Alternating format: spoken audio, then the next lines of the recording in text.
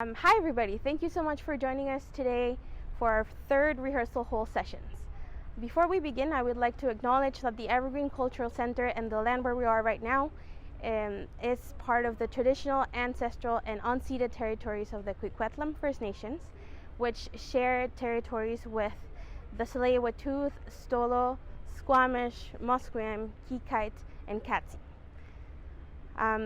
My name is Valentina Acevedo Montilla. My pronouns are she, her, hers, and I am the Performing Arts Assistant and Youth Engagement Coordinator here at the Evergreen. I would also like to thank the BC Touring Council for their support of this series, as well as BC Arts Council, the Province of BC, Canadian Heritage, and the City of Coquitlam for supporting live performances and art at the Evergreen. The rehearsal hall sessions are a series of 6 double bill performances that showcase an incredible group of emerging creators that come from diverse visual and performing arts mediums, cultural backgrounds, and forms of expression. For each performance, I had the honor of curating the closing set and inviting each of those artists to curate the opening performance. For this performance, however, I had the honor of curating the 2 curators of the show, which are Selina Boan and Emily Dundas Oak, who curated an amazing lineup of 4 Indigenous poets, readers, who will be sharing their work with us over the next 4 videos, plus 1 little interview that I did with both curators. Thank you so much for tuning in. So tanse Selina Nitsigasan, Otse Notwe Isweo Nukam, we are Oche Waterhen Lake, Eskiagan, Egwa Namusam, we are Oche Flying Desk, Eskiagan, Ot Egwa Nigaway Musqueam. So hello, my name is Selina. I just introduced myself in Nehiyaw, the Cree language. I am a language learner, so I always like to begin in a good way and just let you know where it is that I'm coming from. So I grew up with my mom, who's a white settler on the lands of the Cowichan people. And on my dad's side, my Cookham is from Waterhen Lake First Nation, and my Namath and my grandfather is from Flying Desk First Nation, which are 2 reserves in northern Saskatchewan. So I am super excited to be with you today. I'm unexpectedly getting the opportunity to share some poems, and I'm so grateful for that. I'm going to be reading a few poems from my debut collection called Undoing Hours, out with Nightwood Editions.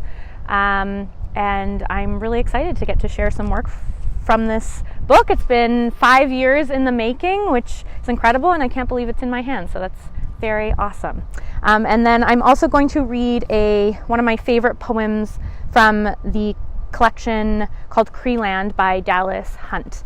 And I'm excited to share that with you as well. Okay, so to jump off, I'm going to share my seasons poem, I call it. And what better way as we move into summer to share a seasons poem. I wrote this poem right at the beginning of my language learning journey, when I was still just beginning to learn. And yeah, it's really interesting reading this now because it doesn't feel like me anymore necessarily reading this poem, but it's really wonderful also to have these sort of snapshots of time in the form of poems.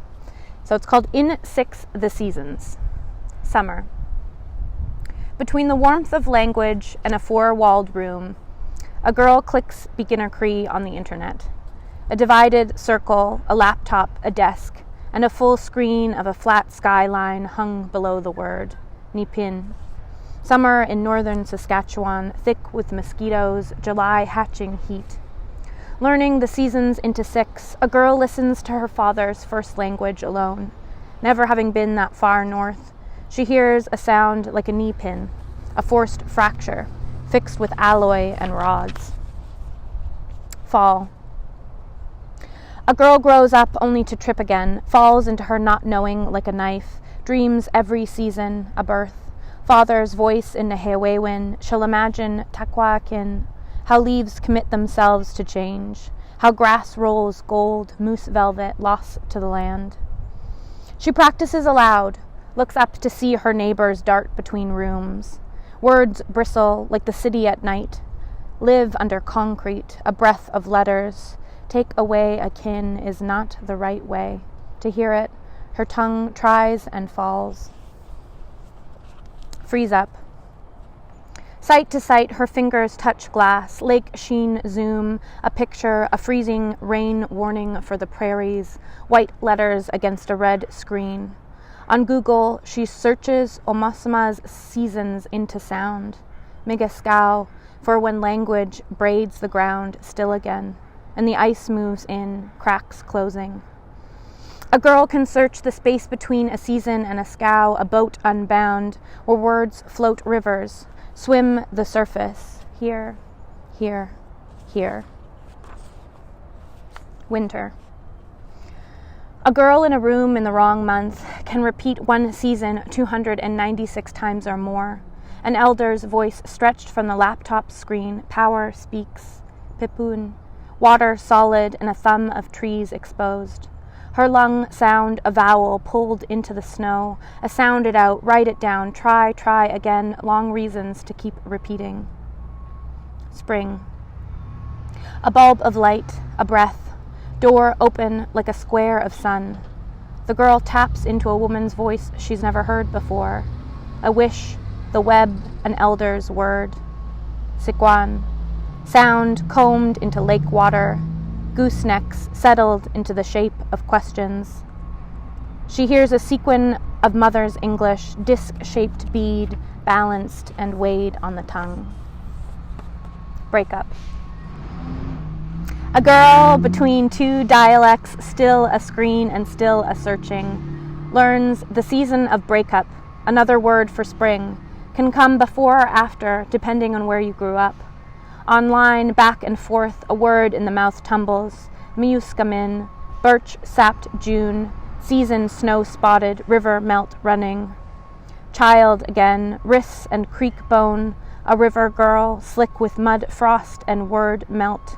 This poem takes place in her imagination. This poem takes place. Musqueam, me and you are skin.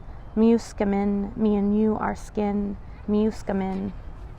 In Okama's language, where verbs never stand alone, a girl's tongue curls nehiyaw into the nerves and walks from a room to where Musqueam returns and ice opens. So I just wanted to make a note.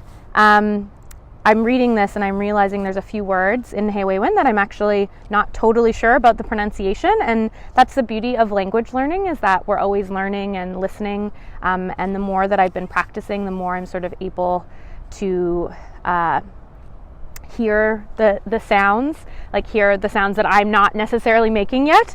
And I just also wanted to say, for anyone who is learning their language, to not give up, that I wrote this book partly to show that it is a really messy and super hard process, and it's not always, sort of, it's portrayed, I think, often in this very romanticized way, but in fact, it's really hard, and a lot of times it's just, writing words on sticky notes and placing them up around your apartment or your bedroom. And so I'm super excited by, so many folks putting energy into relearning their languages. It's not easy, and I'm with you on the not easy part.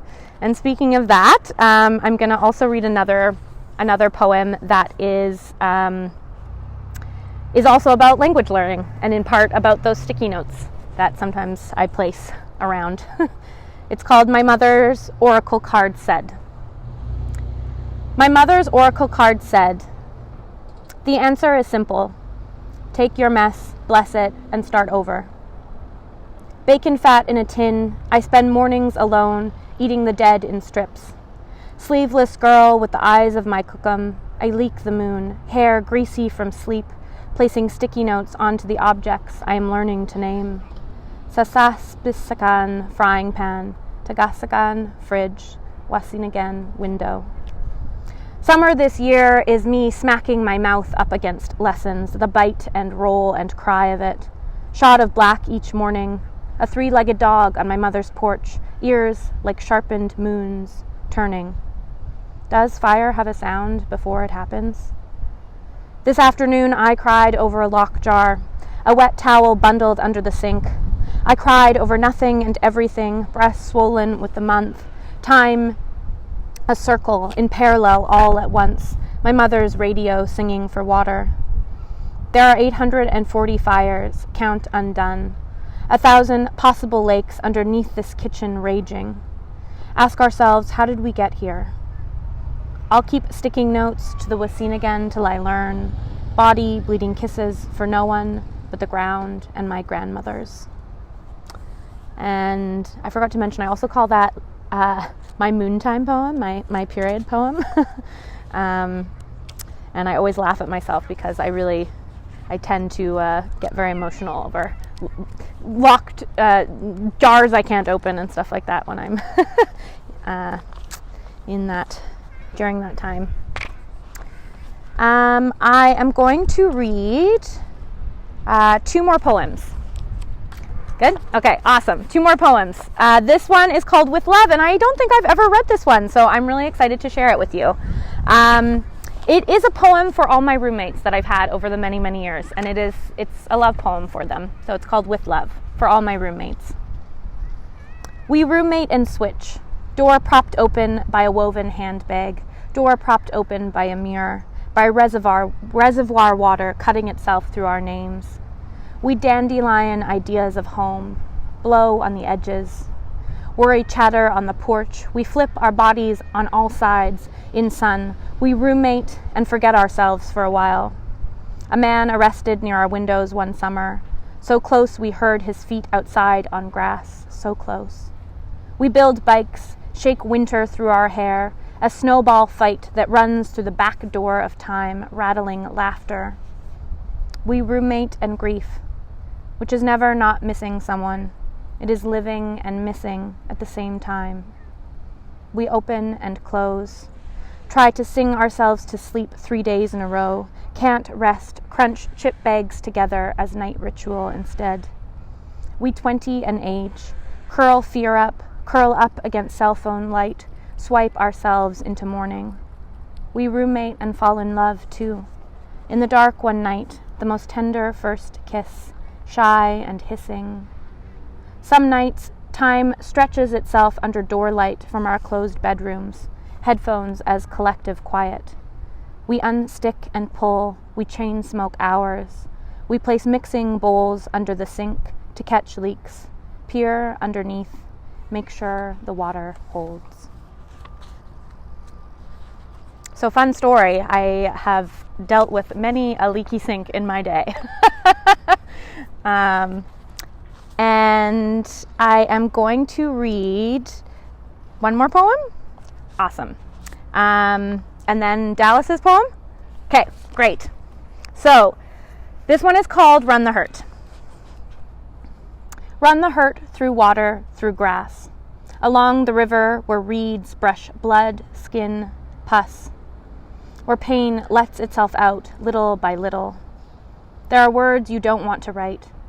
A shape of history denied so many times, violence forms a country. If you are hurting, if you are uncertain, know that this body can hold itself to itself and undo at the same time. It is your grandmother lying in bed underneath a blue wool blanket, an article she cut from the newspaper waiting for you beside the sink. It is Kukum saying Kisakatan with her hands, stitching beads to a leather purse you will one day hold. It is your questions to her on love, sovereignty, just washed hair. Learning in Nehewewin that verbs are at the center. How we move through this world, a heart, blue, red, yellow flowers circling each other, is to feel, shake, kiss. To love so fiercely, it is a sky. It's lovely to share that one, especially under the sky right now. And finally, I'm going to close with this incredible poem from Creeland by Dallas Hunt. This is one of my favorite poems in this collection. They're all amazing, but this one in particular just gives me all the feels. And it is called Scraps from Summer Visits by Dallas Hunt. When I was 8 years old, my cousin asked me earnestly, "Did our ancestors wish on shooting stars?" Soft serve ice cream from the egg fair, the taste of cold cream in our mouths. Do our ancestors wish on shooting stars? He asked the following summer. I shrugged, changed the subject, but wanted to tell him, so lucky are we that the moon loves us all. Next summer, Inglewood, a row of townhouses, north side of Edmonton. My cousin staying with us for 4 days, spending most of that time in his gaunches, stated to me plainly, self-assured, our ancestors are shooting stars.